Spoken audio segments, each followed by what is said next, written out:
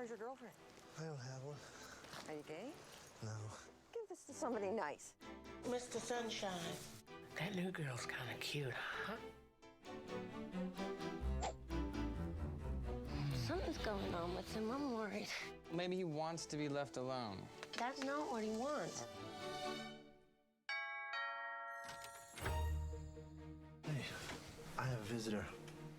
Where did you meet this person? I met her on the internet. Yeah, well, everybody's doing that now.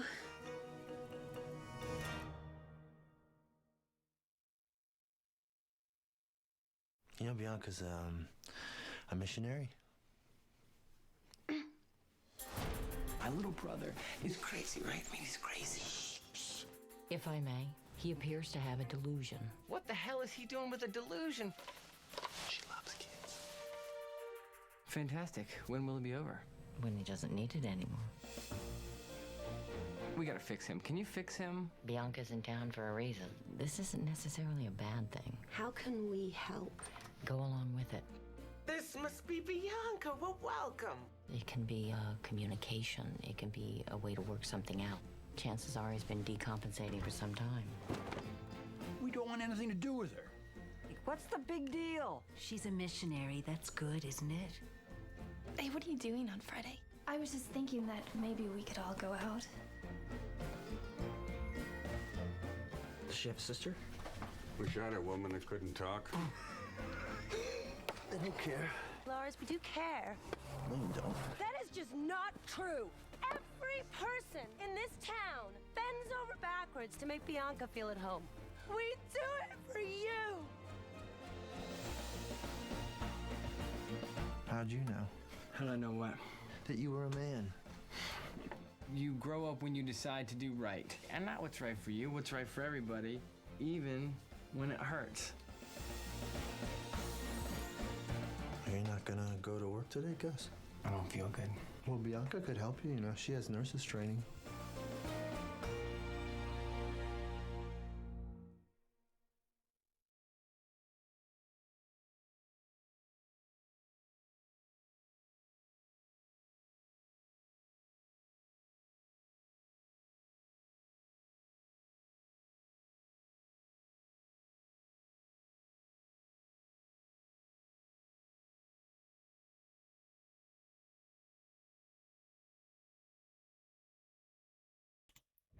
Hey. Happy birthday, Aqua. Hope you're having a good one. You have to deal with my face. Farting in the pool. As long as it's not sharting. I guess it's fine. I just realized I think I have the same haircut as everybody in this movie.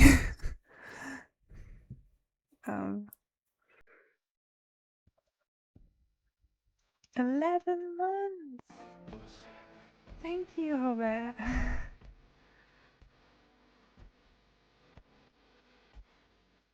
Thank you. I cooked it all up. Hand through arrived with egg. Thank you, Lumbo. And thank you for the 11 months. Hello. Lumbo's stalking you. Don't worry, that's just Scottish people. He's fine. Anyway, today, class, we're doing a lesson in empathy. Anyway, the one thing that I will say about the trailer, at no point does it mention that Bianca is a sex doll. So, I'm just gonna throw that out there. I guess you can't say sex doll in a movie trailer, but it did give a lot of the plot away. So she was an anatomically correct action figure.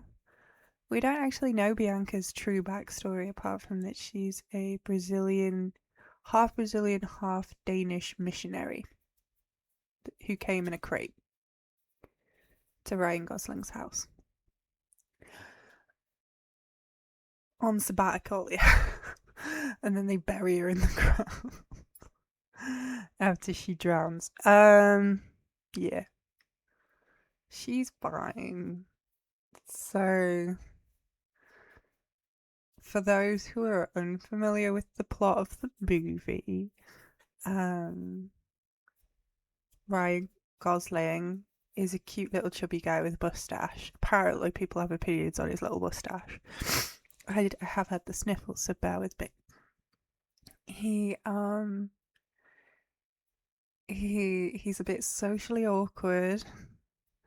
This was made in 2006, 2007, so they don't have the language for mental health to put him on the spectrum. They just think he's crazy. And he lives in the garage of his family home, and his brother and his wife are expecting their first baby, and they're living in the house. And everyone's just a little bit worried about him because he orders a sex doll online and tells everyone it's his girlfriend, and everybody decides to go along with it because, and now this is the important part, we're all very empathetic people. A chum bucket.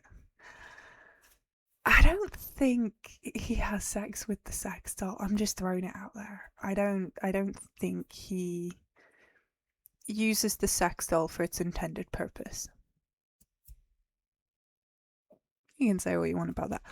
I think he's a virgin, which is fine. The sex doll has sex with him. Quite possibly Bianca is wild. He's not sure. He's very so.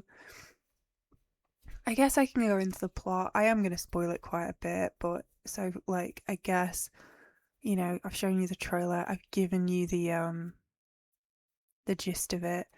Now we're going to do the deep dive because quite a few Dakoba and Sharon Down and Hobbit and Tinny were there, so we all watched it. Hey Tinny. So yeah, we're going to get into the details now. So basically, Ryan Gosling's character is in the movie, and from my understanding of the plot of the movie, now correct me if I'm wrong, his mum they enjoyed it. His mum died in child, so he has an older brother, and his mum died in childbirth, giving birth to Ryan Gosling. This is before he was an astronaut. This is before he went to La La Land. It's 2007, so it's before he was a nice guy. I think it's after he wrote a Notebook. I think it's also after Half Nelson, because it mentioned that he was a Academy Award nominated for the movie. So I think Half Nelson was before that.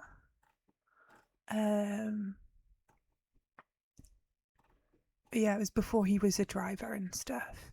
And it was before he obviously was channeling Bianca when he was playing Ken, obviously. I'm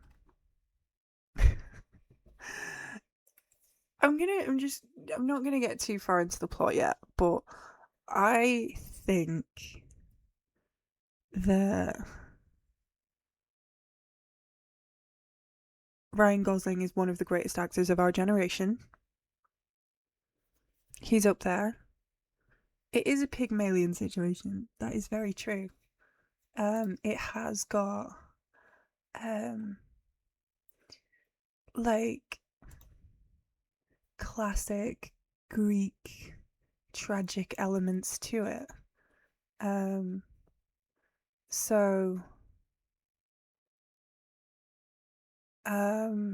Pygmalion is when a guy was trying to remain celibate, and he made like a model on a sculpture, and he treated her like a lady and gave her presents and stuff, and like worshipped the sculpture. And apparently, and at the end of the story, I think one of the gods makes the sculpture into a real girl.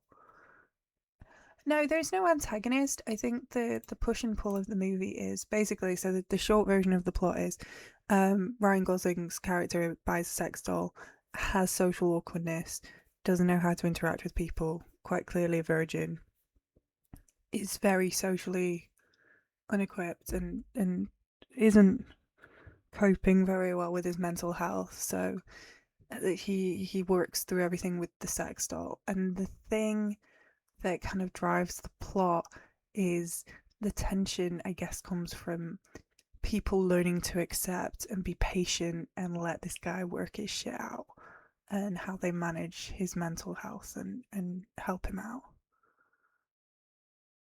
Yeah, I think that was nice though. I think that his brother is obviously really like he hates it. He hates the situation, but I think he feels guilty. I think he kind of reflects. I think everybody like learns something about themselves, and I think it's a story about acceptance and empathy, and it's interesting. I really like it. I always give it 5 stars. I've been watching this since I was a teenager, so I think it's a really well done movie. And I did make a joke that, well, I didn't make a joke. It was a thing back in day, apparently, because it's obviously in small town America. Um, he's high functioning but delusional. Yes, he is. He's definitely on the spectrum. He's definitely neurodivergent. So going into his mental health, his mum died giving birth to him, and his dad grieved the rest of of his life for the mum, and Lars feels guilt for that. And then Gus, his brother, mentions that as soon as he had the opportunity, he left when he was a teenager. He left the house and left Lars in the house with his grieving dad. And his dad obviously wasn't mentally very well. And we get the impression, we don't know. I don't know. Some people have said abusive towards Lars because of his his part in his wife's death, which is quite dark. So he stayed in the house with his dad until his dad died. Then his dad died, and then the brother moves back into the house with his pregnant wife, and his wife's quite late on into the pregnancy. Oh, we're talking at like around the mid second trimester. All of this takes place in the last couple of last stages of her pregnancy, but she doesn't give birth to the baby in the movie, because that's not what the movie's about. But yeah, so he's got like facial tics. He's got a little bit of twitch. He's socially awkward, and he does not like being touched. And again, we've also established, I think, due to his upbringing and his general situation, we don't get the impression that he has many. He like socializes, but he doesn't have many friends, and he doesn't have many close connections, and he doesn't touch people. She did. No, I don't. If they stuck her in front of Titan playing Final Fantasy 16, she would have given birth. That's like well-known facts. But yeah, I was about as pregnant as her when I was doing that fight. So yeah, so he's mentally he's and again, it's all like it's it's all portrayed through conversation. There's no exposition. You kind of like pick up on conversations that Lars has with the doctor. You pick up on conversations that Gus expresses guilt for leaving him in the house with his dad, even though he had to get away.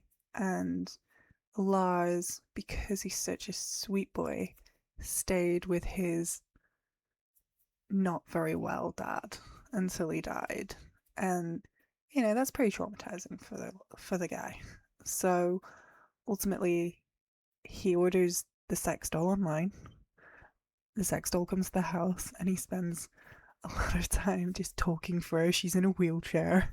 He wheels her around, and he's very gentle with it. He's very sweet. He's very patient with his girlfriend.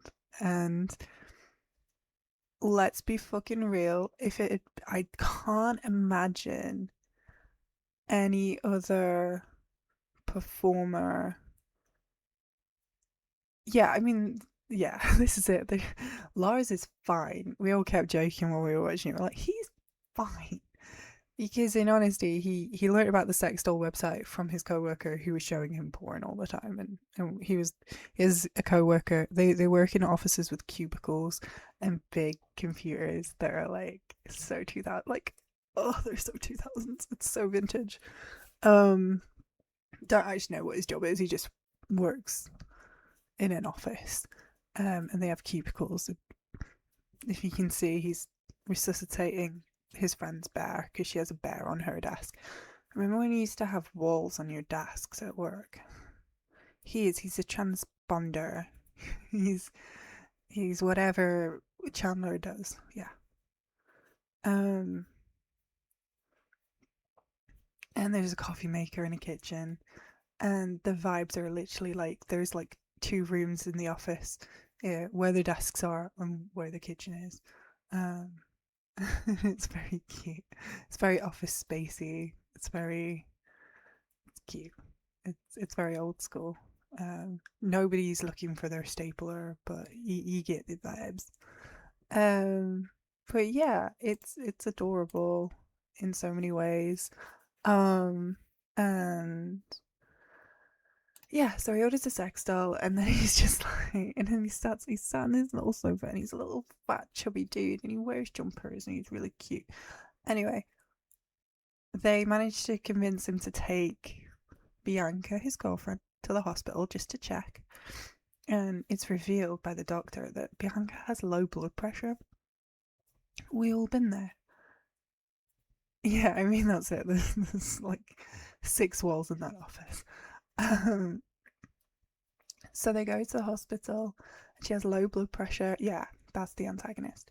And the doctor is played by a very, like, just perfect Patricia Clarkson. She's so good because her voice is just so soothing. And she's just so calming. Her presence, she just comes in and just says, she's like the best doctor. She just comes in and basically says, because Bianca's got low blood pressure, she obviously talks things through with the family and talks things through with Lars and gets an idea of the situation, and then just basically says to them, you're just gonna have to ride it out. You're just gonna have to help him through this. And the whole movie, basically from that point on, is everybody around Lars just accepting this delusion. Just Bianca becomes real for everybody in town. And Lars is part of a church. He's part of a missionary. He's part of a church. Obviously it's small town America. He's in a church, and he's got friends in the church, and they all just agree to go along with it. I think one of the older ladies just makes fun of everybody else's issues and goes, you know, in the grand scheme of things, is this really the worst thing that anybody's done? And yeah, it's small town vibes. Everybody in the town plays along, talks to Bianca, takes Bianca out. She gets a volunteer job. She's reading to children at the children's ward. She gets a nice jazzy haircut. They take off, you know, they give her some nicer clothes. She's not quite, you know, the stripper clothes go. The lipstick, the harsh makeup, we tone it down. She's and everybody's just, for the most part, like, genuinely really nice. Your nephew wears women's clothes, get over it. Like, yeah, they've all done, yeah. She honestly, yeah, she gets out more than most of us. She's got more volunteer jobs, and she's got a calendar. I think they say it's on the fridge. And at one point he has a fight with her because he thought they were going to stay and play Monopoly one night, but then Bianca is busy that night, and he gets so pissed off, and he's like shouting at Bianca, and they're all standing downstairs, and the old lady goes upstairs and goes, I don't like his tone. So she goes upstairs and tells him, you know what, Bianca's got shit to do. You don't control her. And at one point, I think, at one point he tells the doctor, tells Patricia Clarkson, who's so sweet, and he says to her, I asked her to marry me. And at one point, and then he goes, but she said no. So Bianca rejected his marriage proposal. Imagine. Your sex doll said no. I mean. But yeah, anyway, the whole story is him working through his first relationship with a sex doll. But there's real human emotions there. I'm not going to spoil the end, I don't think, although I did mention that they buried her. But yeah, it comes to its natural conclusion. Yeah, but they never share a bed. I think he does spoon her one night, but yeah. Nope, doll marriage. He thought about it with the other girl, but he wasn't sure. He's working through it. And Emily Mortimer plays his sister-in-law, and she just wants him to be happy. And she's so sweet. And the brother, again, he could have been a real asshole about it, but he actually reflects after being really, like, frustrated and angry about it. And you could have assumed that he would have taken on kind of like an antagonist role in the movie. But, after the initial shock wears off, and the doctor says, you're just going to have to deal with it. You're just going to have to help him out. Just let him work through it. He's just like, okay. And he, even though he hates it, he goes along with it. And like I say, everyone in town helps out. Everybody's pushing her wheelchair. They're bathing her. At some points they are fighting, but, there's tension. But it's just, and again, I keep mentioning that he's part of the church, and he is the communal bond. It's just, and again, it's I say it's a lesson in empathy. Yeah, he can't afford to just throw his problems, but I think he does feel guilty. I think he feels like it's his fault.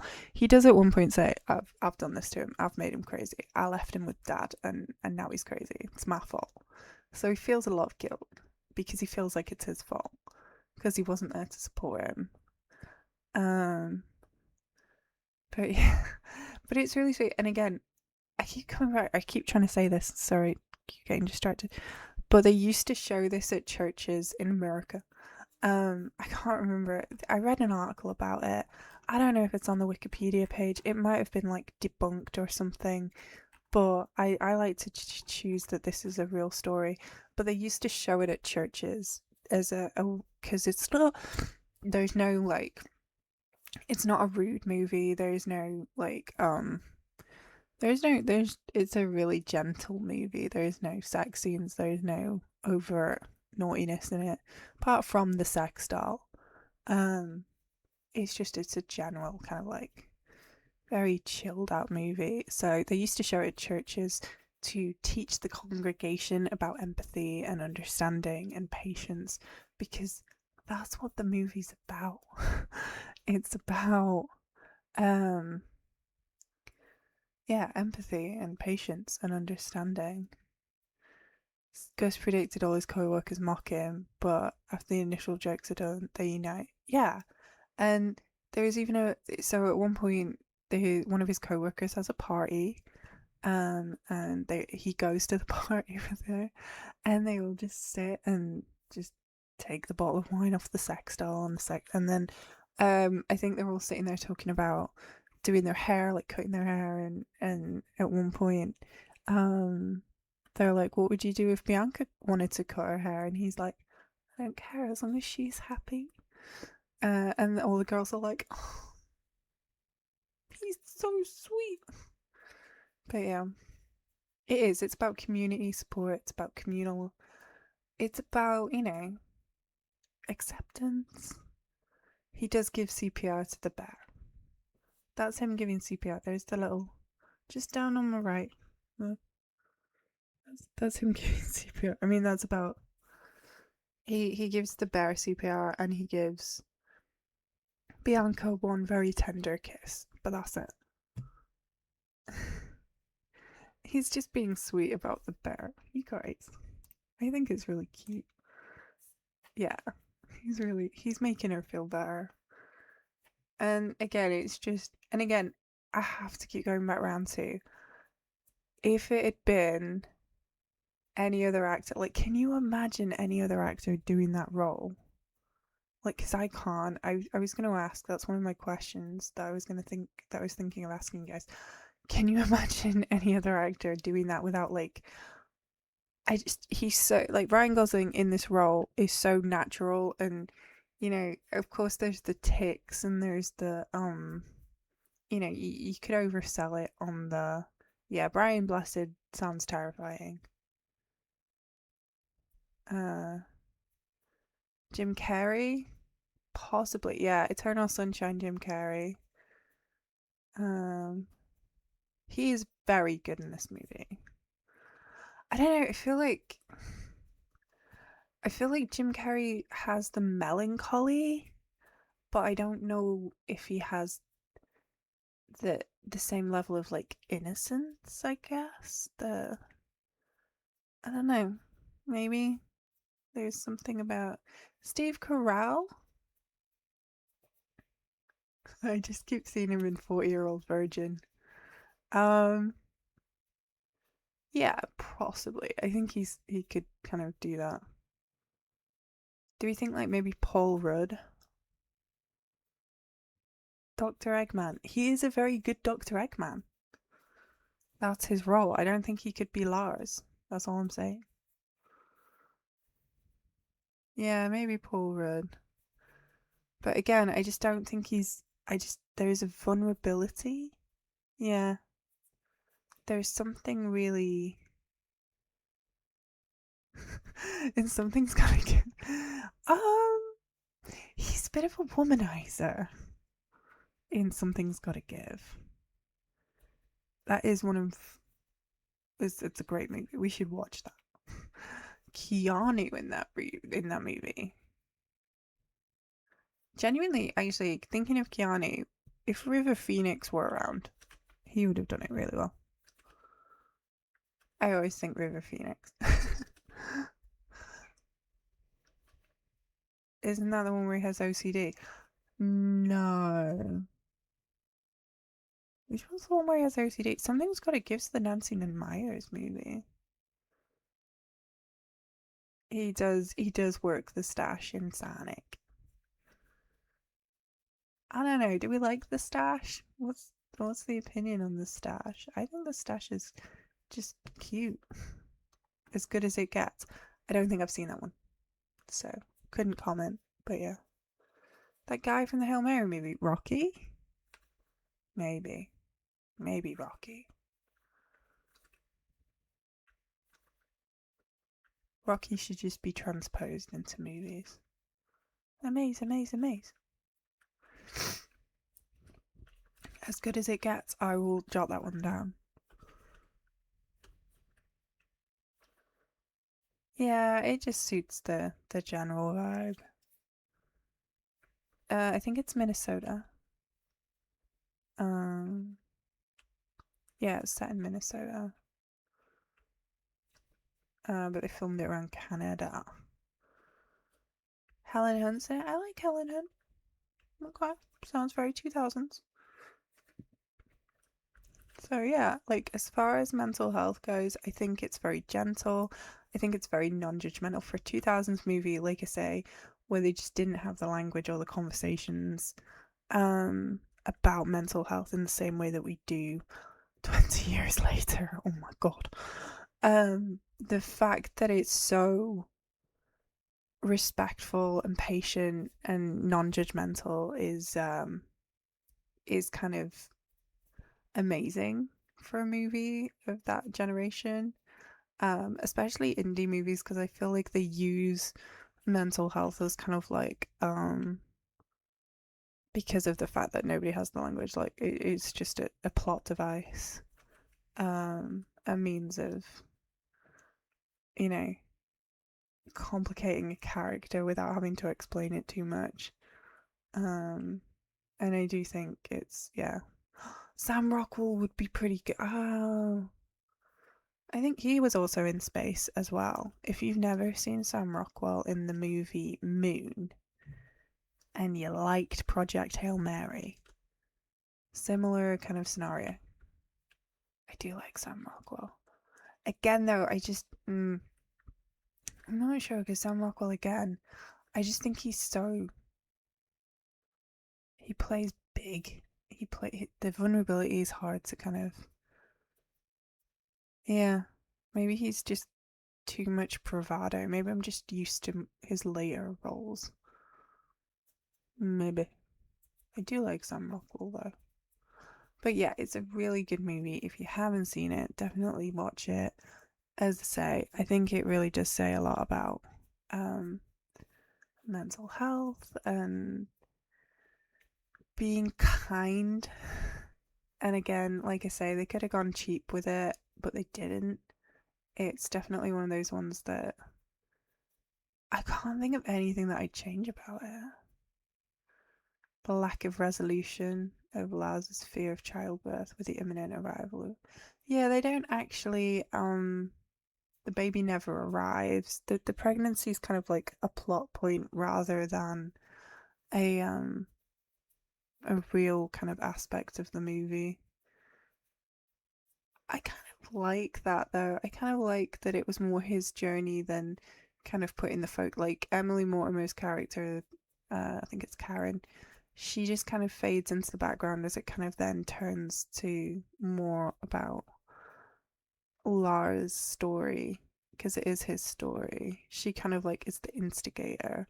I do like that he's really, like when he's talking to the doctor, he's like, she just keeps trying to hug me. I don't like it. Because she's a hugger. She's really sweet. But, you know, like I say, going through the late stages of pregnancy and having to deal with a sex doll in the house. First rule of Chekhov's gun: have a gun. If there's a baby that's going to be born, make sure it's born before the movie. Yeah, I think so, but I think him finding his way before the baby arrives is kind of nice because he's going to have that I was fly he's kind of built up that emotional resilience before the baby arrives. And again, I think the second that you kind of like have the baby be born and that whole experience, it kind of takes the spotlight off his experience and puts it back on the parents. It will put it back on his brother. And I think, yeah, it was beautifully done scene. Like I say, Patricia Clarkson is so good. And she just like gets the tone just so right. Like she's just a really calming presence in the movie. And again, I can't imagine anybody else in that role. Like, yeah, she just brings a lot of, she's like the one that just gets it. And yeah, she's great in it. But yeah, no, I don't know. I guess I never really thought about it because I always knew, I guess because I've not watched it for the first time in a really long time. I always just knew the baby was never going to be born. I don't know how I felt about it when I watched it for the first time, but yeah, they do talk about it. But I think it's just, again, it's all kind of contributing to Lara's experience. Jim Carrey is the pregnant lady. Different kind of movie, but yeah, it could work, I suppose. Same haircut. Got it.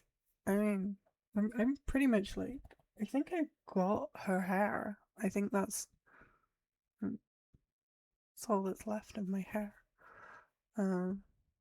She's got very cute hair and she's got such petite features. I stole her hair. I did. Maybe that's what I was thinking of when I went to the hairdressers.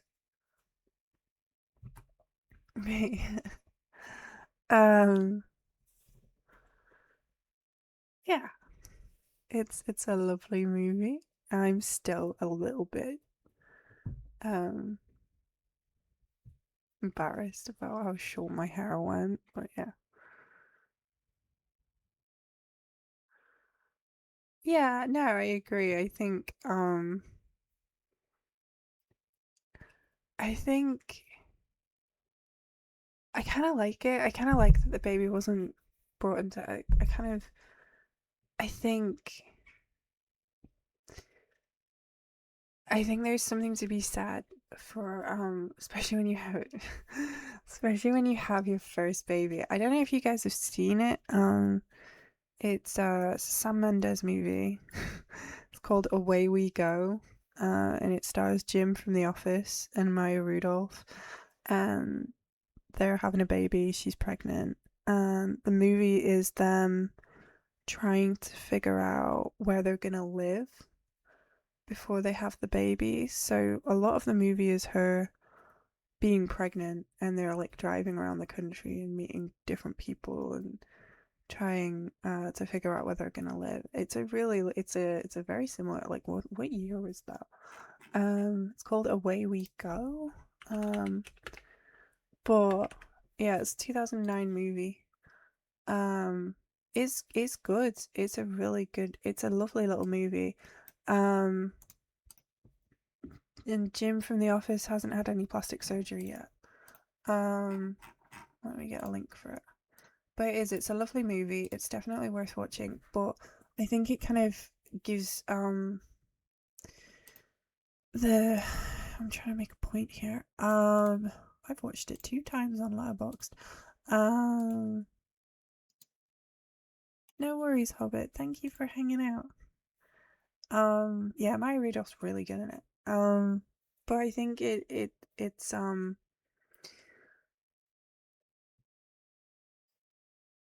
Many Rivers and Loving You is about Maya. Oh, that's so cute. I know her parents were, I know she's a Nepo baby, but she's actually very talented, so I'm gonna allow it. She's actually really good. But she is massive Nepo baby. But yeah, Sam Mendes movie. Dave Eggers wrote it. Is Dave Eggers the one who does all their movies? No, he's just a screenwriter. Different Eggers. Is he like Roger Eggers' brother or something?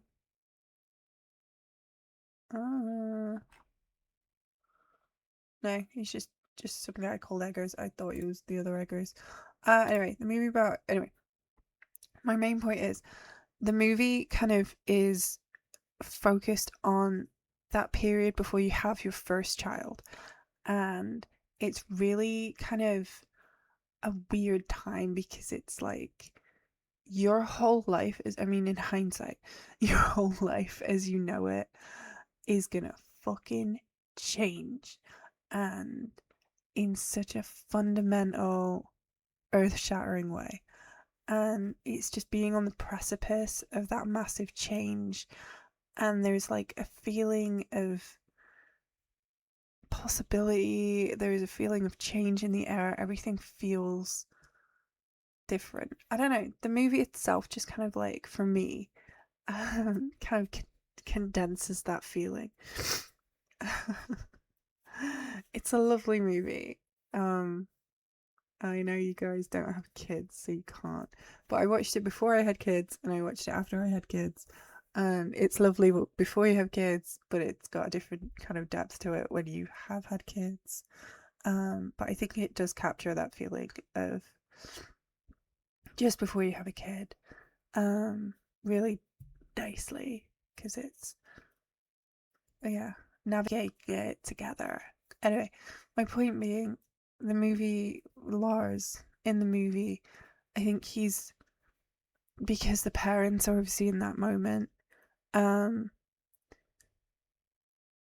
think having him go through this change and this growth just before the baby arrives makes sense. I just think it's nice, because when the baby does come, everything's going to change on a fundamental level in a different way. I don't know. I think it, just for me, it makes sense, because once you have that baby, it's just, I know movies just gloss over it so many times, and then suddenly the baby's walking and talking and you're like, what? But it just feels more real to not have that in the movie and to not gloss over it. I'd rather that they just cut it off when they did, rather than force the baby. And I don't like postscripts where you see them 5 years in the future and or a year in the future. Like, I just like that it just ended because it's a self-contained story, if that makes sense. Like, it happened before the baby, and yeah, I just, for me personally, that's like my taste. Like, yeah, that's very long-winded. We went off on a tangent. My read-off was there, but that's kind of like my explanation as to why I kind of like why they did it in the timescale that they did. Although it does feel like you go through quite an emotional kind of journey, and it doesn't feel like a lot of time has passed. But Lars is working through some shit, so you know. Yeah.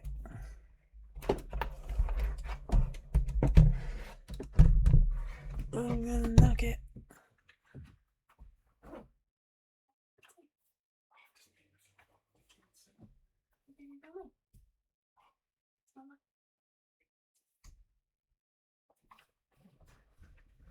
I'm getting a cup of tea. Who's playing a hooker in Idiocracy? He wanted his laptop.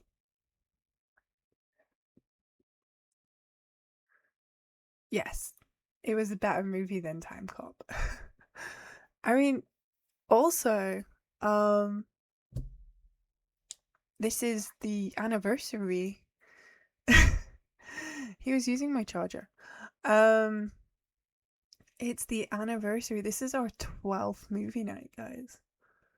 Number 12. We've done 12 movie nights.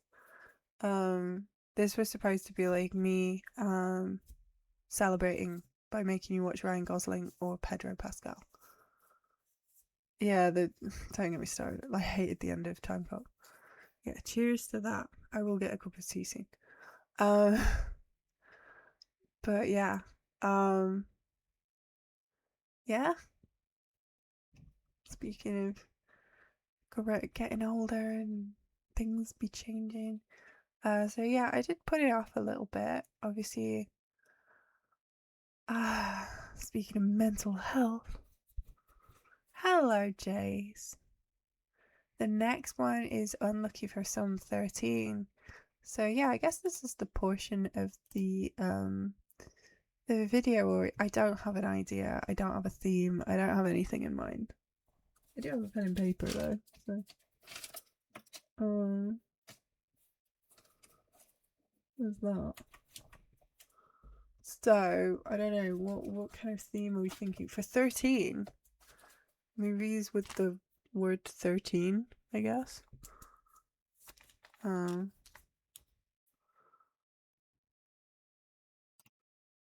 Apollo 13, James Bond. Oh yeah, we do need to do a James Bond month.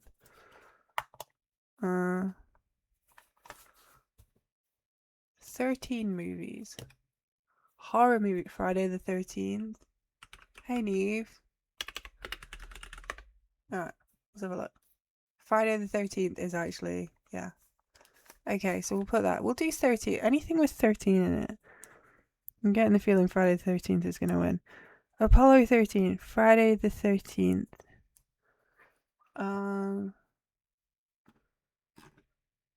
Yeah, it's just bringing it up. There are 12 Friday the 13th movies. Is there 13 in Casablanca?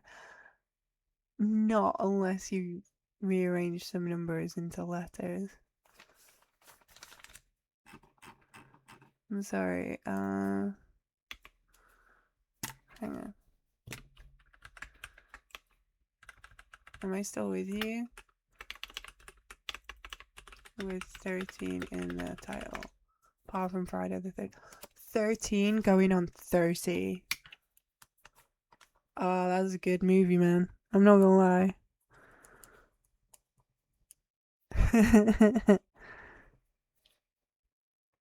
2-hour feature film of Snow taking his top off.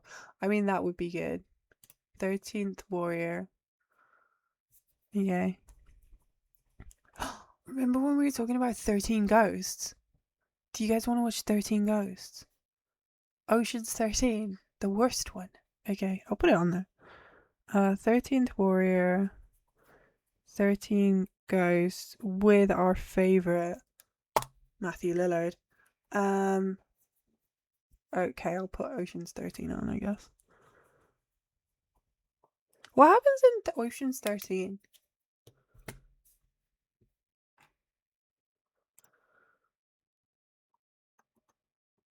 Yeah, I think that's enough.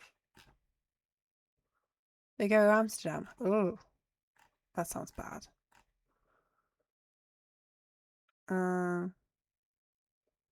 Yeah, I can't think of it. So I've got Apollo 13, Friday the 13th, 13 going on 30. That's my pick. 13th Warrior, 13 Ghosts, Ocean's 13. I think that's good. Yeah, we can knock off 13 Ocean's 13 if we can think of a better one. Might just leave it on there, but yeah. Yeah, that movie, I mean, no one's going to vote for it, really, are they? I can imagine Friday the 13th is going to win that, but we shall see. I've never actually seen Friday the 13th, so there you go. There's only so many, yeah. No, to be fair, Ocean's 13 is a pretty good shout. And it is also from 2007, which is the same year as Lars and the Real Girl. So yeah. It's a good suggestion. You know. Although 13 Ghosts. You know? 13 Ghosts. You want to watch a movie with like see-through, where like they all live in a house with ghosts in, and there's see-through walls, and then that guy goes, spoiler. I don't know, because I only remember like 3, so not as many as like.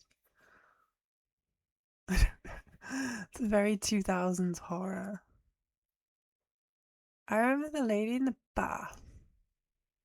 What is 13th Warrior?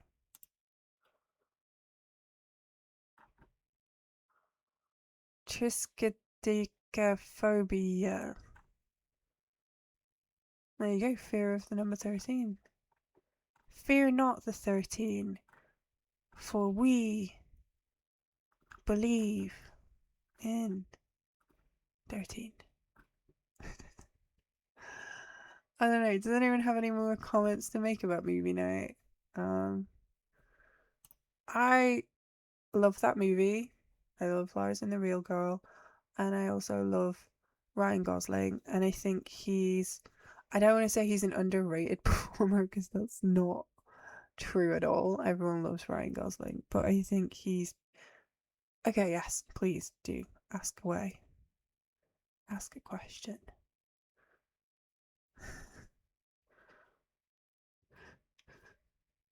How bad am I at bowling? Oh, I'm terrible at bowling. But the thing is, right, I will put the I'll put the barriers down. I will put the barriers down. I'm not gonna. I don't like bouncing it. I'm not like the sad. I'm gonna play it properly, and I'm gonna leave the barriers down. And if I get a gutter ball, I get a fucking butter ball. I hate bouncy castles. Yeah. And I hate bouncing the ball. So I'm just gonna like basically butterballs. That's where my head went.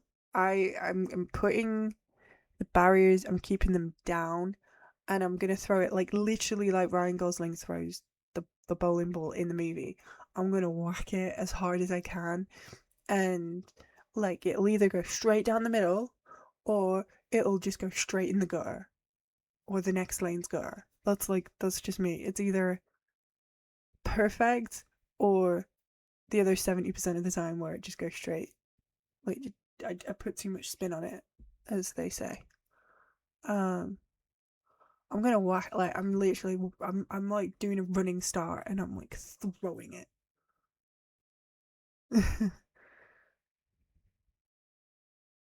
Yeah, it's true. Thank you for the quote. Facts.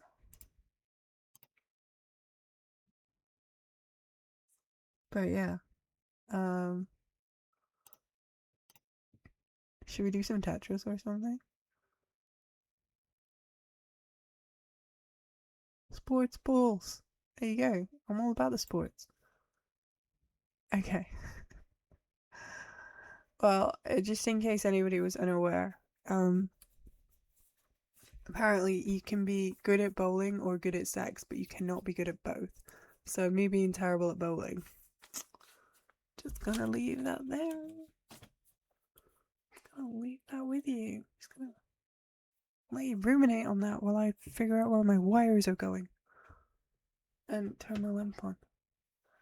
I do have 2 children. Wait, I did it right twice. To complete them.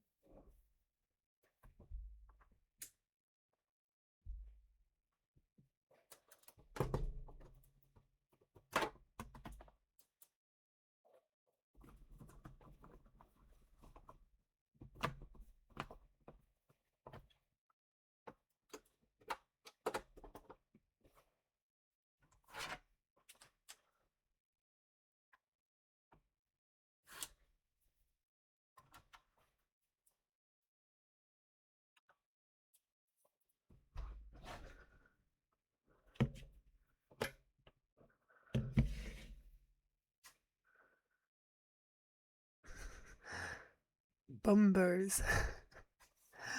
What are you talking about, right?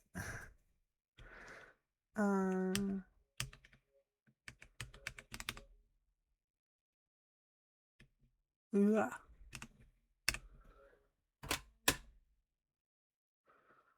Should we just do some Tetris? Thunderball! Hey, Colin, how's it going? See, we'll do a Bond one at some point. Promise. Next movie night is gonna